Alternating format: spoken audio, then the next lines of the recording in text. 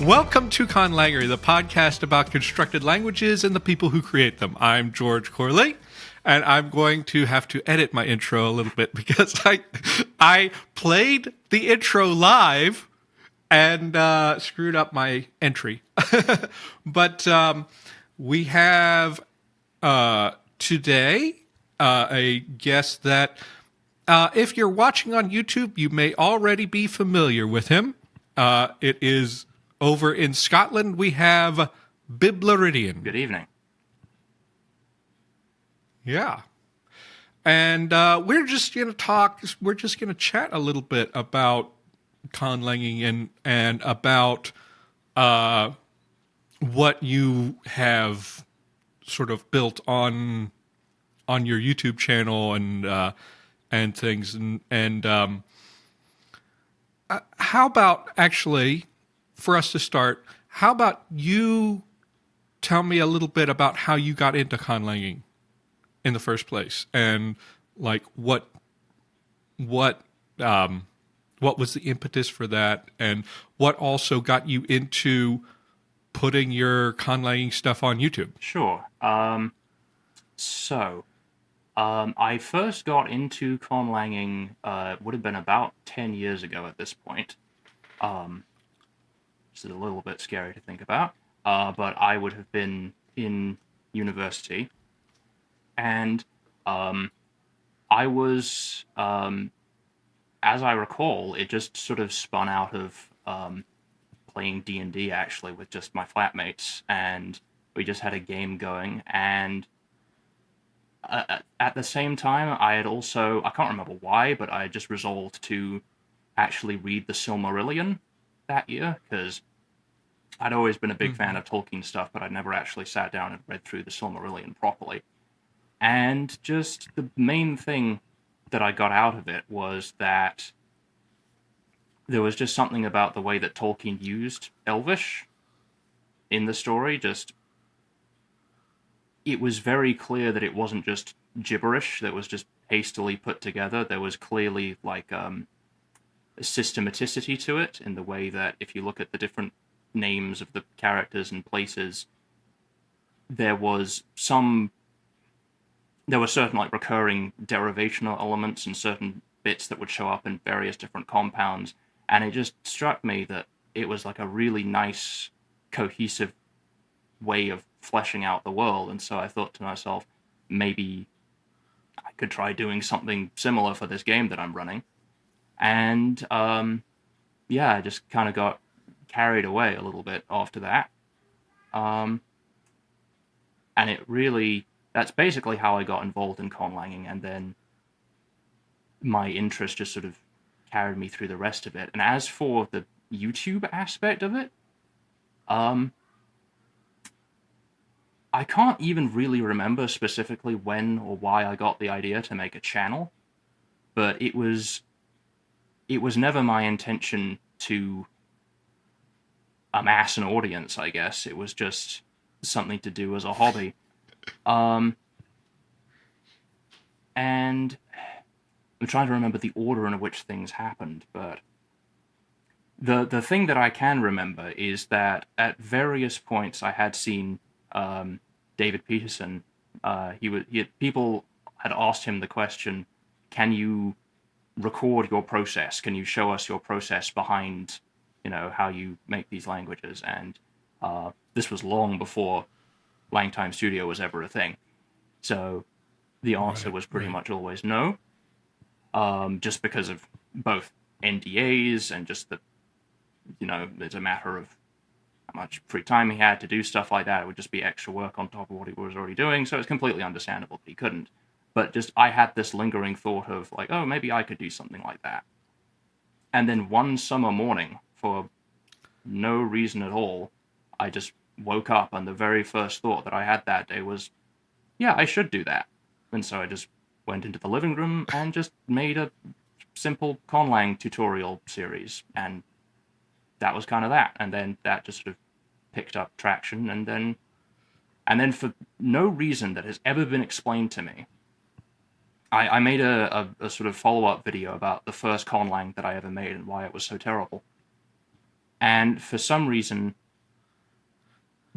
YouTube just decided that everyone in the world needed to see that video, and it started, just the algorithm picked it up, and it, before that video, I had maybe 200 subscribers, I think, something like that, and then overnight, as soon as I posted that video, I got 1,000 plus in one go.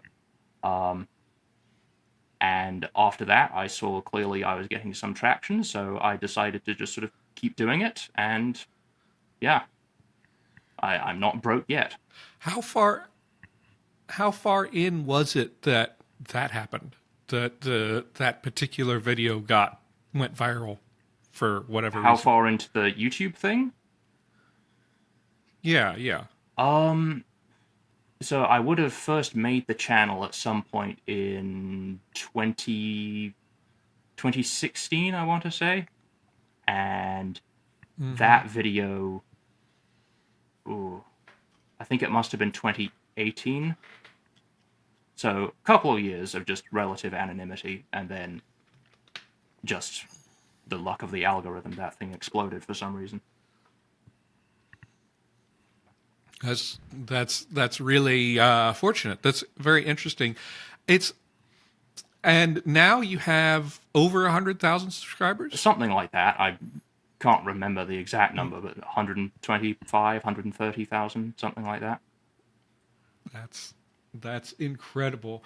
That's just it's really surprising, to see that from, what I know of the conlang community before, which has always been kind of small and close knit, but it seems like you're drawing in a lot of people, at least watching your stuff. I mean, so it's to be fair, I have to say that because I have conlanging content, but I also have speculative biology content, where I have this series where I'm making an alien planet, and the audience for that series vastly outnumbers the audience for conlanging. But even then, the conlanging side of things is not insignificant, I don't think. I'm still getting, 10,000 plus views typically on a conlang related video. So there's definitely a sizable conlanging community presence in my audience.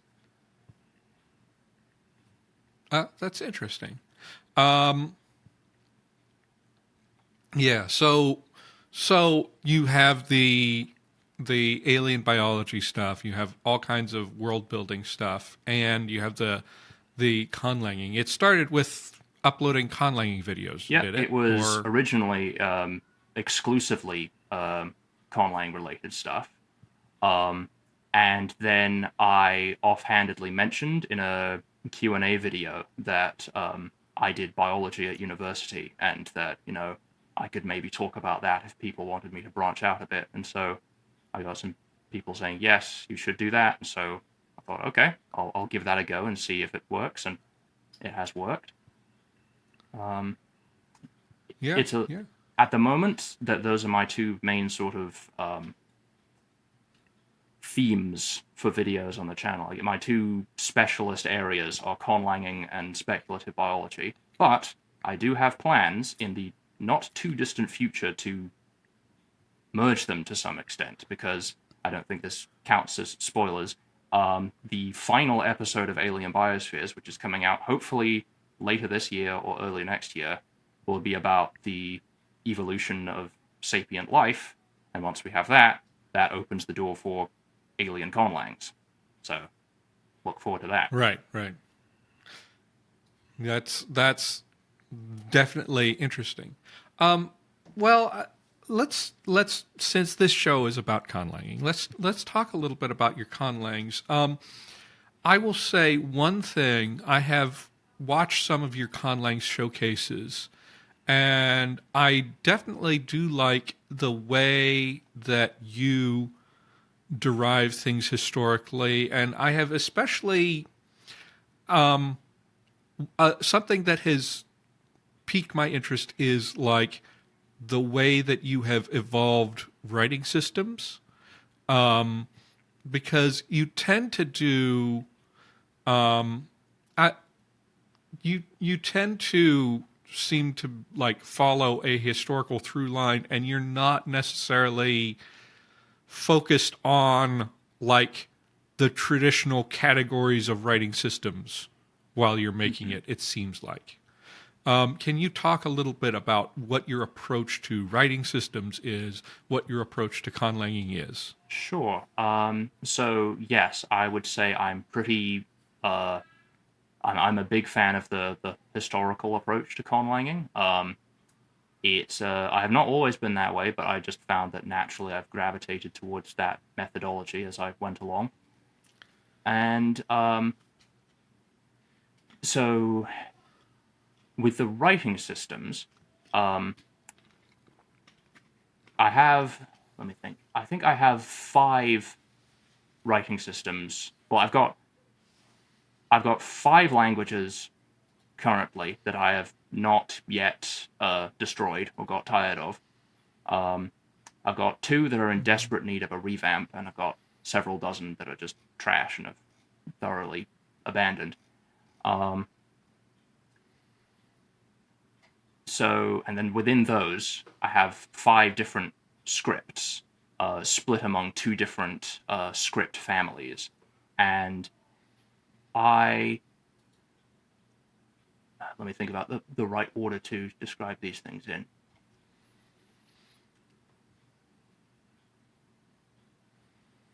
So I suppose the first script that I made, or at least the first idea for a script that I had, just very early on in my conlanging days but this was long before I was into the method of historically deriving things. I just had the idea that I still don't know if there's actually a name for this, but I wanted to have a script where the whole syllable, including the onset, the nucleus, the coda, any other consonants or diphthongs or what have you, was all conveyed in a single glyph. I don't know if there's actually a name for that, Mm-hmm. but there are languages like some of the Brahmic scripts do things like that. Um, Well, I mean, but so to clarify, you're not just talking about a syllabary, right? You're no, talking or about something. perhaps it could be called a syllabary, but it also encodes additional, like syllabary, as I understand it, in the traditional sense, means consonant plus vowel within a single character. But this would be complex onset and potential like complex coda and Yeah, yeah, complex yeah, yeah. if there's a diphthong. All of that would just be expressed within a single character. Mm-hmm. And I don't know of, like I said, I think there are some Brahmic scripts that are capable of indicating, consonant clusters within a single syllable, but I don't know of any that do it like particularly robustly. I suppose Hangul kind of Mm-hmm. does that because it arranges everything in the syllable blocks. Um, Yeah, it's well, Hangul is it's an alphabet, but arranges things into it's an syllable alphabet with a blocks, very right? strange writing So direction. yes, but yeah, I get what you're talking about. Like, so you're talking about you wanted to encode everything into in a syllable into one glyph Mhm. space.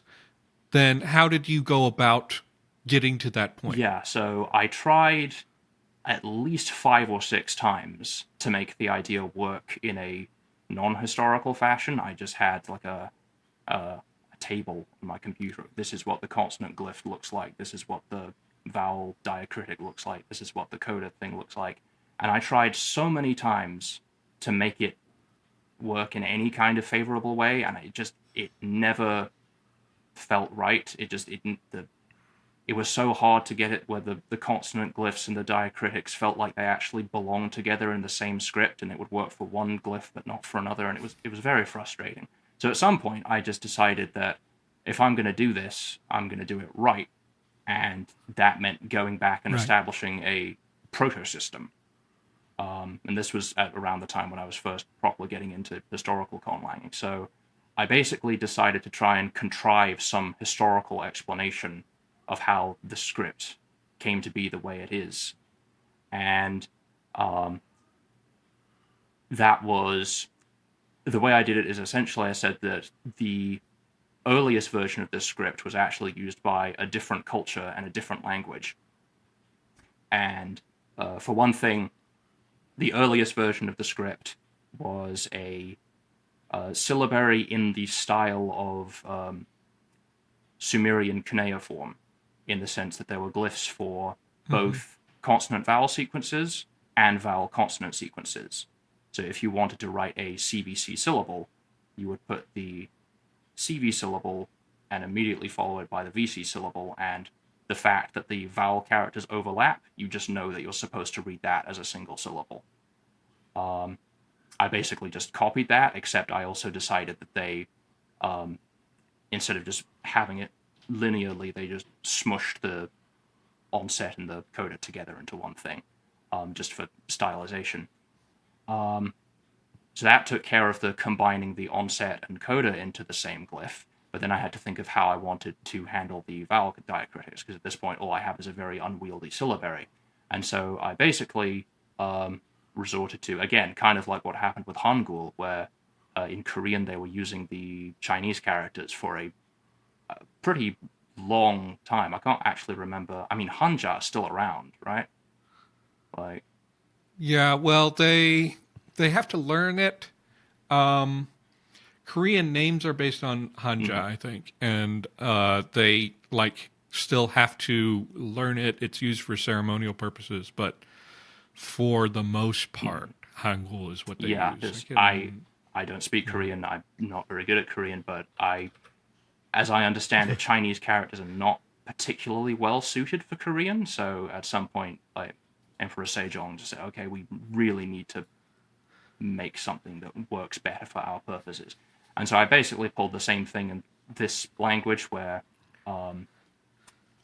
the script got borrowed into this different culture. They decided that this was completely not fit for their purposes at all, and that they were going to have to revamp it. And basically the way they revamped it was by ignoring whatever the vowel in the syllable character was. Because, by the way, by the time they borrowed this script, it was over 1,000 years old, and the writing system, the spelling system was atrocious at this point. So they Right. said, okay, we'll just ignore what the vowel is, and we'll just write our own little diacritic on top to indicate what the vowel is. Once that happened, you now have the three pieces. You've got the onset, the coda, and the vowel somewhere around as a diacritic. So that was how it all sort of solidified. Basically, I just pulled every trick in the book that I could think of to get the system to work the way I wanted to. Well, that's really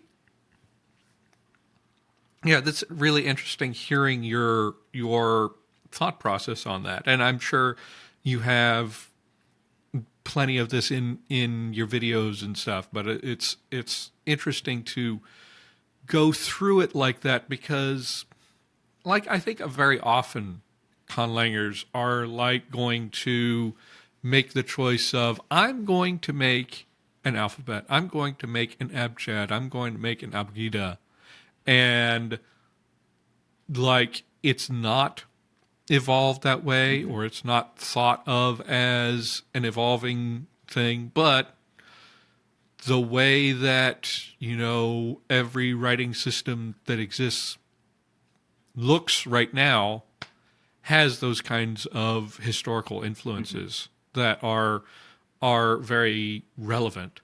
So I thought it was interesting to hear about that in your videos. I would say that my biggest sorry, I was just going to say, I think my biggest piece of advice, to anyone who wants to make a sort of naturalistic writing system, is to intentionally have it go through some kind of transition from point A to point B, whether it's a switch in the type of writing system, as in like from an abjad to an alphabet to an abugida, what have you, or if it's just as simple as changing the instrument and the medium.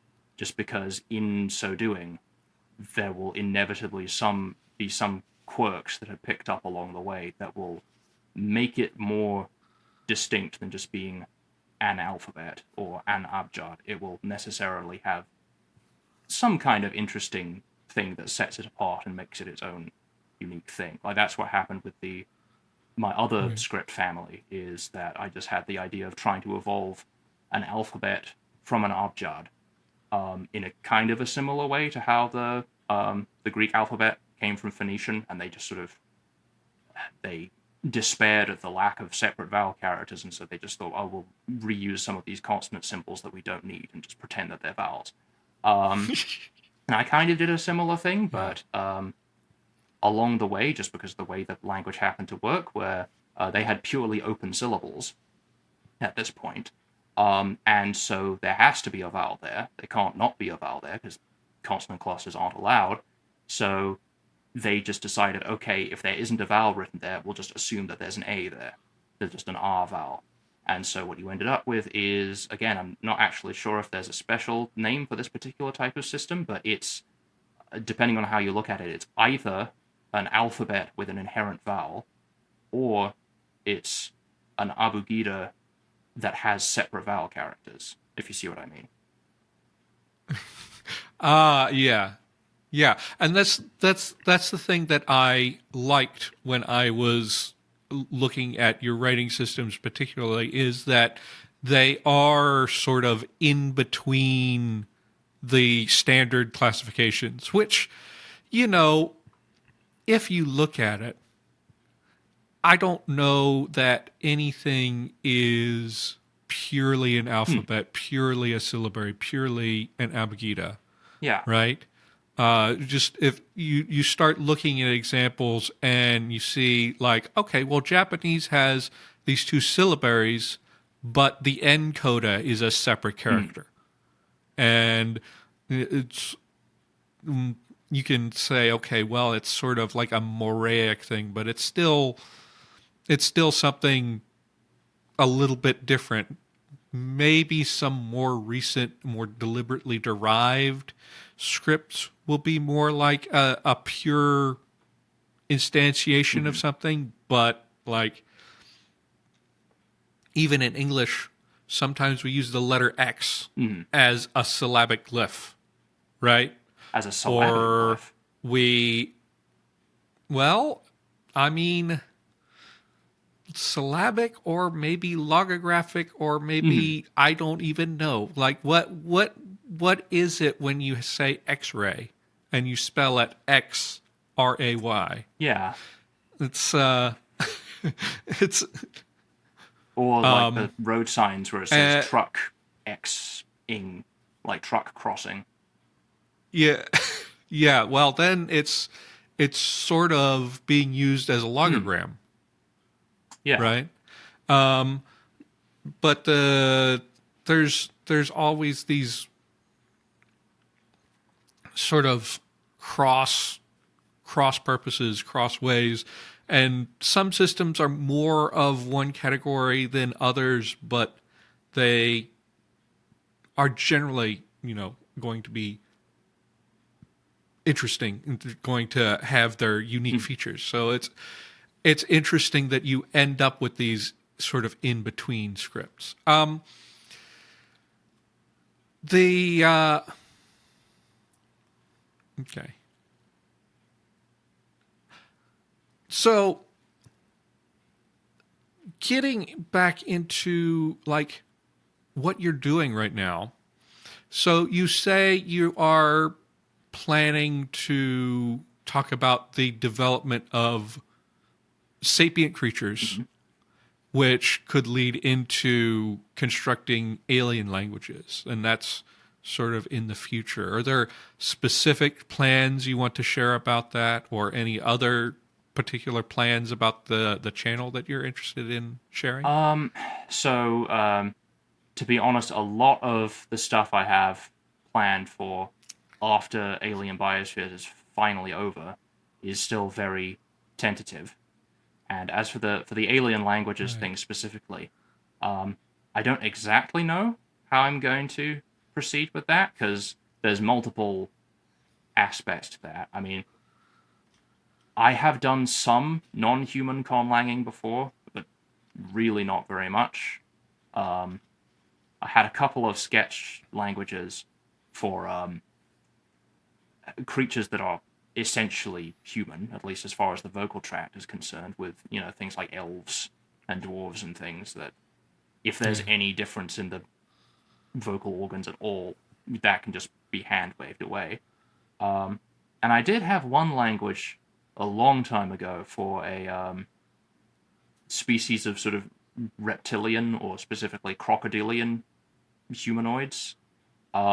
And that was my Oh, only okay. real attempt to make something like distinctly non-human. Like, I actually thought about how the phonology would be different. Um, and it didn't really amount to all that much. Like, I said no labials because they don't have lips. That's kind of obvious. But Right. also, I just had this idea that the so crocodiles have a special palatal valve in their throat that closes when they go underwater to stop the water from flooding their airways. And so I thought, oh, that could maybe be like a point of articulation. Um, and so I added Right. this sound series that I called the pseudo-palatal series. Um, but in the end, I realized that didn't really affect anything because I can't pronounce it. Like, humans in general can't pronounce it. And Right. I just sort of said that it could be approximated with uvula sounds if humans were try to speak it. And I don't know, it was just sort of a footnote in the grammar that didn't really come up very much. So I wasn't really very satisfied with that. But for this project, for alien biospheres, we have a very distinctly non-human or even non-vertebrate sort of setup, because their respiratory systems work completely differently. So I have some very vague Mm-hmm. ideas for phonological stuff, Right. but very vague. Um, and as for the grammar and like the syntax and pragmatics, I have absolutely no idea at this point, because I don't know how to factor in Yeah. alien psychology into neurolinguistics. That's a bit much for me at the moment. Well, I mean, that's the big question because I don't know if we can actually determine how a different brain structure would build that language Mm-hmm. differently. We can do stuff like phonology because like the bodies are different. Is this going to be an oral language? Are they going to, I think so. or because yeah, because that's also a different challenge because you can figure out the shape of the air tract and all of the articulators, but simulating sounds Mm, from an alien biology I think is a lot more difficult than doing what a lot of people do, which is an alien sign language, yeah. where you just have to know what the visible articulators look like, right? And generally how the muscles could move. Mm-hmm. Whereas, like, even modeling human speech is Yeah. difficult. Yeah, again, I really don't know how exactly I'm going to tackle it at this point, but we'll see. I doubt it. I'm Hmm. gonna flesh it out in. I'm not gonna have like a world of alien conlangs. Probably that. I think that's a little bit too much. Just too much in general. But we'll at Right, least right, touch on right. things and see how they go. Yeah. Well, you started this for Dungeons and Dragons games. Do you use your languages in role playing games still? Not. I don't play nearly as often as I used to, for one thing. But it's Hmm. not really. Like,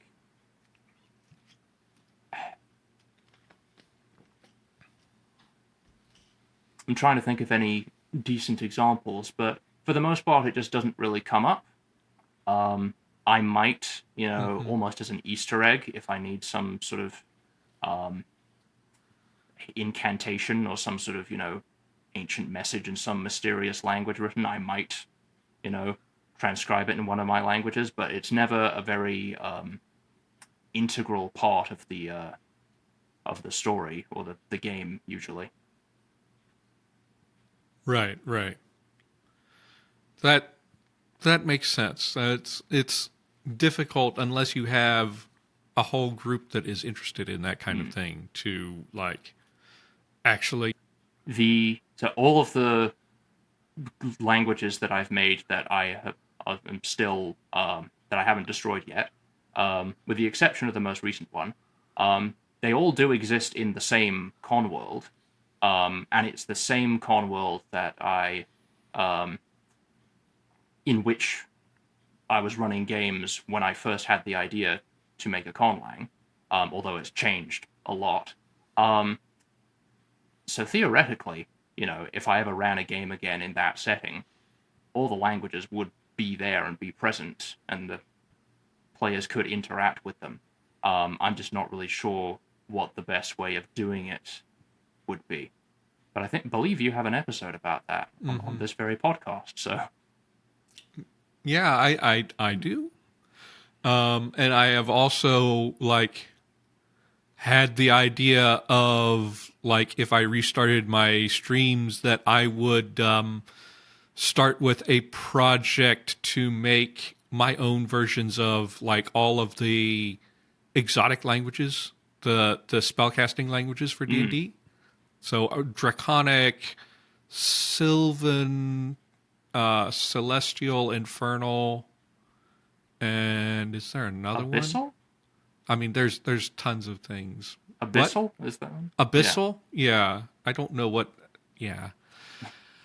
I don't know what's the difference. Is Abyssal like the old ones, or is that Primordial? Well, it's been a while. I think Abyssal is for demons. Okay. I think I would start with the Draconic because it's sort of it's in the like the prime material plane that the dragons live, so they are sort of more of a naturalistic entity, but then you could go out and go in wild directions with all of the outsiders. But I don't know. It's a thought. Would you be interested in using something like that in your games, or would you prefer to actually make it yourself?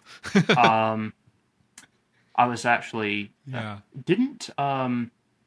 I could be completely confabulating this, but I think in one of the D&D books they did actually have a brief section on Draconic grammar. They probably have it. They probably have something, but like I wouldn't even want to look at it.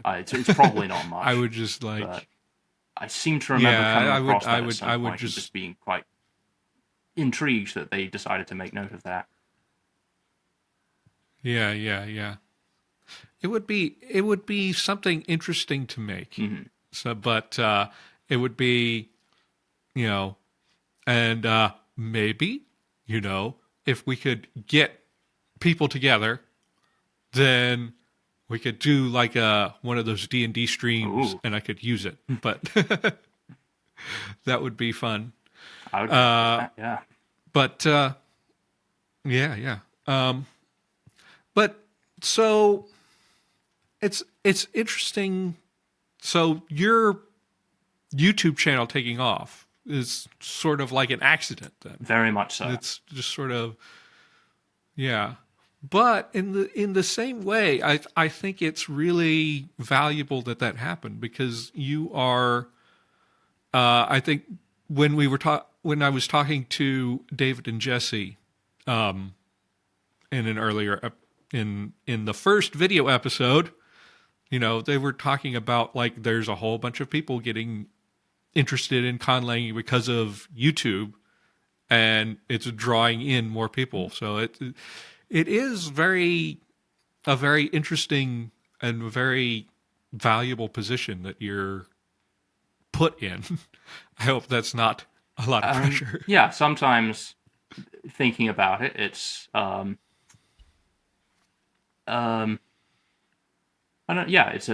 very happy that things have happened the way they have.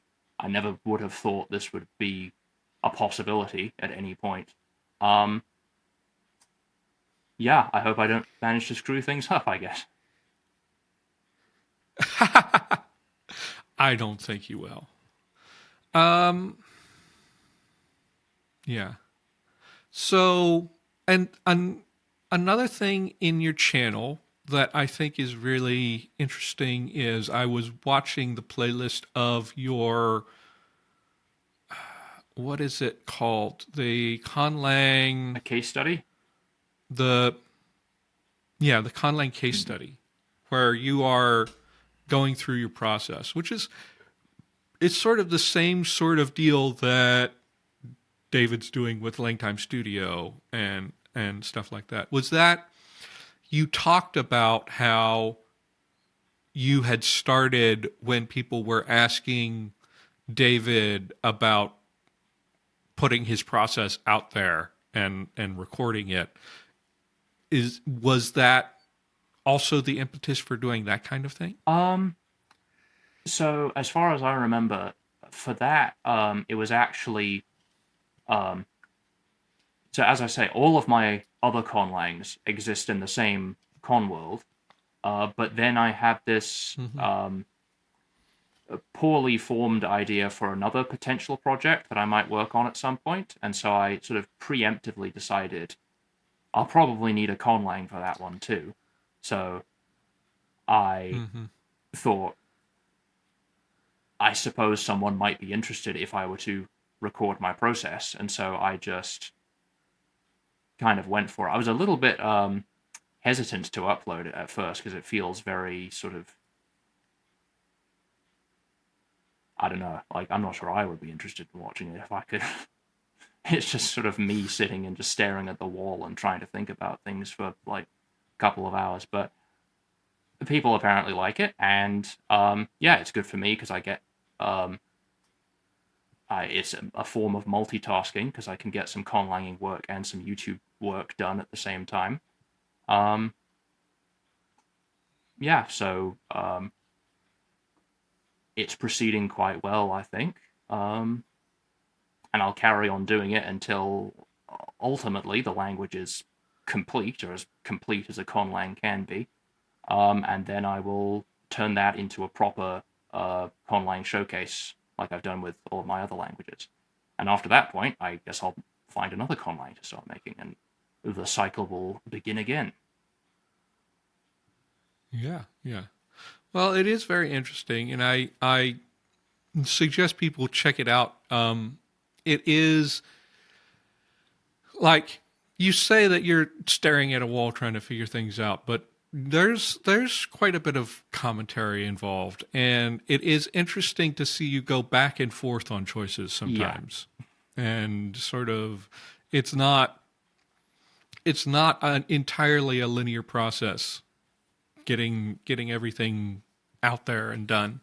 And you know, I think more people sharing how they do things is beneficial because there's a wide variety of things that people do. Um, the and there doesn't have to be just one way to do this. Hmm. Um, well, I think I have asked most of the questions that I think I've asked all the questions that I was particularly interested in. But is there any are there any other things that you particularly want to share in terms of advice, in terms of plans for the future, in terms of like anything that you want to be Hmm. putting out there? Um, I suppose my sort of main piece of advice, I think the two most important things in conlanging, in my experience, is number one, have a clear idea of what your goals are from the beginning, because the Mm-hmm. conlanging, and like any art form really, is inherently subjective, and so the only real objective criteria for assessing whether a conlang is good or not is comparing it to its goal. So if you establish from the very beginning that the goal of the language is naturalism, then the whether or not it's naturalistic becomes the only way of assessing whether it's good or bad, if you see what I mean. So Right. that goal can change if you allow it to, but that was, among many, many other things, that was one of the things that went wrong with my first language, because I kept going back and forth between wanting it to be a naturalistic language that was spoken by a culture of people, but also for it to be like a perfectly logical, philosophical language that describes the universe in as precise a way as possible. And those are two mutually incompatible things. And so that was, as I say, one of the many, many reasons why it fell apart. So, yes, keep your goals in mind. And the other one is to um, understand that it's a learning process, um, and that you will get better if you keep doing it. Um, and if you're like me, then anything that you've made that's older than like 6 months, you will cringe in terror and be incredibly embarrassed by, but that's okay. As long as you just keep on doing it, you will keep on improving. Um, yeah, I think that's what I have to say in terms of advice. Yeah. Actually, I I will actually, before we go, cover one more thing, because so you said several times that you have conlangs in the past that you have quote unquote Mm-hmm. destroyed. What is your philosophy on that? Why do you do that? Because like in the past I have taken early languages and like revised them, or I've just sort of abandoned them and let them be. I don't know if I have destroyed them. David Peterson famously has all of his old, early, really terrible languages still up on his website. So why do you destroy them, and what does that mean that you destroy them? Um, so yeah, the manner of destruction kind of depends on exactly how I. In some cases, it is just, yeah, I just let them fester on my computer and just never think or touch them again. And in other cases, I do just straight up delete them because I just can't stand the sight of them. Um, in some cases, it's just because, yeah, I just don't like them. But in other cases, it's because the ideas, the sort of, to use a biology term, the niche that conlang and that culture of speakers had in the world as I conceptualized it no longer made sense or no longer exists. Um, and so even if I were to go back and revive it, there wouldn't really be a place in the world for it to exist in the same way. Um, I'm trying to think of a Okay. specific example, but I, I I don't know if other people do this, but I do this quite a lot, where I kind of I like to make prestige languages. Like I like to give languages a certain sort of um, stereotype isn't the right word, but like people within this con world, like Nakatshi is supposed to be the language of logic and science and progress, and every educated person, all the stuffy academics, they all know how to speak Nakatshi because that's just what the educated person does. Whereas Okalawak is the language of like art and poetry and expression, etc. Um, but there have just been several points where I've had ideas for specific languages that fill, yeah, certain cultural vibes, or that for whatever reason they just the concept no longer makes sense with how everything else is playing out. So at that point, I just deem, okay, there's no point in, because all of the languages that I still have, I have revamped and revised 5 or 6 times. I continuously go back and change things about them. But at Hmm. some point, that just becomes just impractical. So I just ditch them. Okay. Okay. I didn't know if you actually like deleted them from your stuff and destroyed your notes, or Hmm. you just left them My first alone. language But I have that's well and truly that's deleted. interesting. Oh, okay. It is interesting, that idea that you had a niche for the language in the world, and then that niche got filled by something else or was no longer needed for something, and then that led to abandonment. That's not really, I suppose, for me, it has not really been a thing that came up because I have, in the past, I have taken a conlang that was meant for one world and transplanted it into another world, Mm. which is, I don't know if it would necessarily work in all cases because, sometimes it's dependent on all the other languages in the world. In these particular cases, it sorted itself out, but it's interesting to me to say like, oh, it seems like a very, you know, very much the advice of kill your Hmm. darlings for writing, where if something doesn't fit, you throw out the work that you did, or at least put it somewhere else and don't actually use it in the Hmm. original work, right? I I'm But curious when you say transplant it into this other world that it wasn't originally intended for. Um, is that because the old world no longer exists, or is it still? Do you still maintain the old world, but you've just moved this language from one to the other? um, that's a good question. It's I don't know if I would say the old world doesn't exist. I was not working on that world anymore, and the place where I left it, it probably didn't really like fit. It may not have actually fit. So I will tell you, this has happened to me twice. So Airuyo started out as sort of spirits that were worshipped by the Hala, who lived on a moon of a gas giant, and the idea was the Airuyo lived on the gas giant somehow, right? But I started conceiving of that world a bit further away from fantasy and more into science fiction tropes, and kind of gave up on the idea of like literally existing spirits in that world, and then moved that into a world that had humans in it that I was writing a novel Hmm. about. Um, and then that world had the earlier version of Istatiki, which was Pahran, I called it.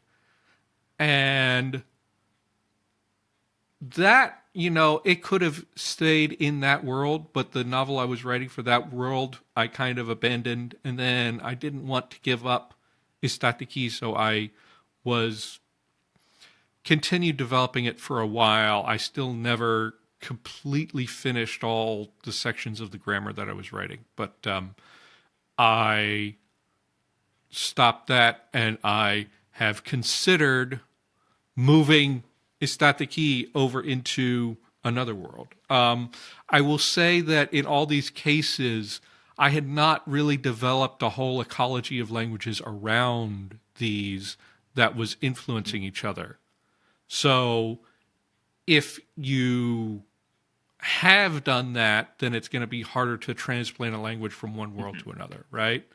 Uh, but since I hadn't done that, it was a thing of I have this thing, I could probably use this or descendant of it to get names for this other work, right? So yeah, that was the general Hmm. idea. I see.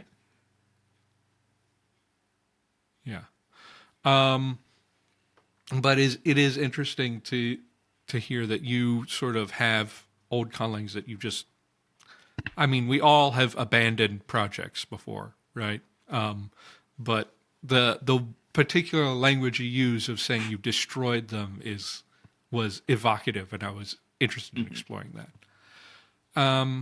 All right. Well, I think we can wrap up this episode. Any final thoughts before we go? Um. Um. Let me think. Anything else to say? I will say actually one other minor thing that occurred to me while we were talking about writing systems that I didn't vocalize. Um, it's something that I think doesn't get taken into account as much as it possibly should.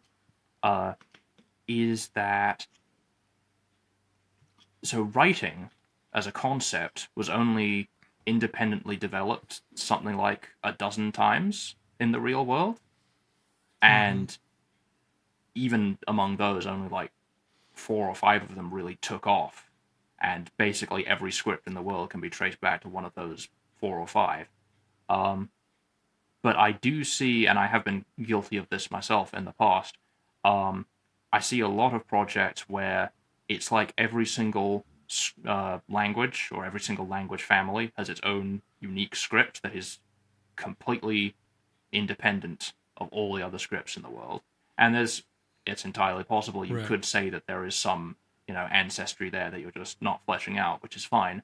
But it's so like when I was talking earlier about the development of like the Nakachiti script and the Okalawak script is like keeping in mind that ancestry of what were the sort of proto systems that gave rise to all of these other writing systems, trying to keep that in mind, especially if you have some knowledge or understanding of how those proto systems worked. That can be really informative as to how, again, you get from point A to point B in a way that gives you fun quirks that violate the typical uh, alphabet, abugida, abjad, etc.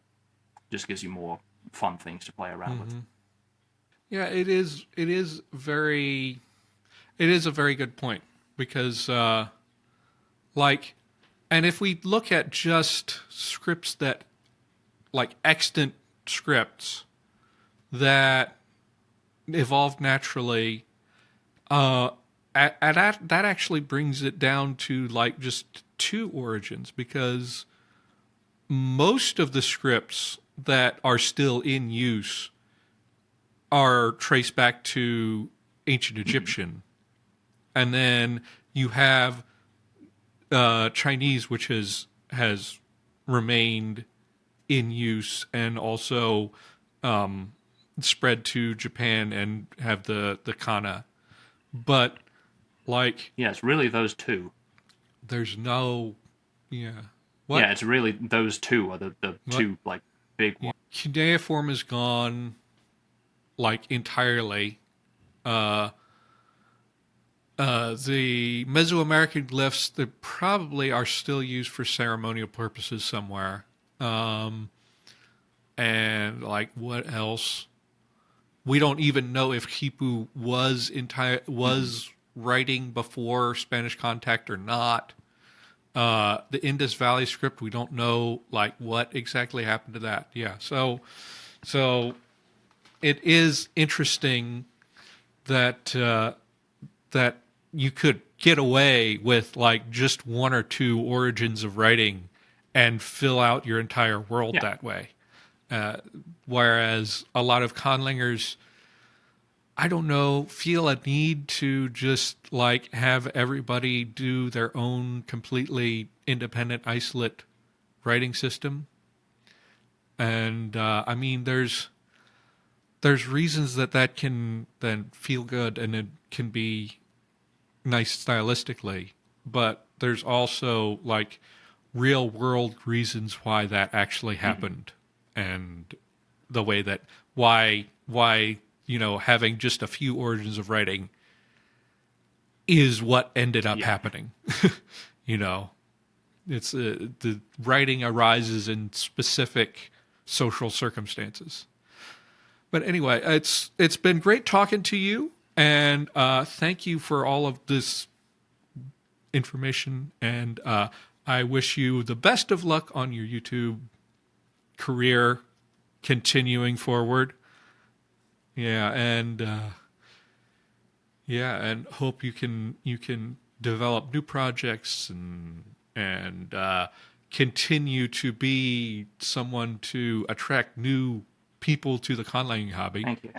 Also, I'll just so- throw in as well that this podcast was instrumental in getting me comfortable with a lot of the nuts and bolts of conlanging. So thank you very much for providing that Yeah, resource. yeah. It's been invaluable. Well, we try. I try. But yeah, thank you for coming on, and to everyone listening or watching, I'm gonna say happy conlang. Special thanks goes to our patrons: Mintaka, Connor Stewart Rowe, Kenan Kigunda, Viren Patrick, Graham Hill, Kay, Jalinda Surridge, Jesse, Sylvia Sotomayor, Jeremiah, Alexis Hugelman, Soten, Nicholas Norblad, Eloivar Yana Mentoleum, Sigourney Hunter, Jack Keynes, Raka Grunk, Grammar Antifa. Conlangery's theme music is by Null Device. Conlangery is distributed under a Creative Commons Attribution Non-Commercial Share-alike 4.0 international license.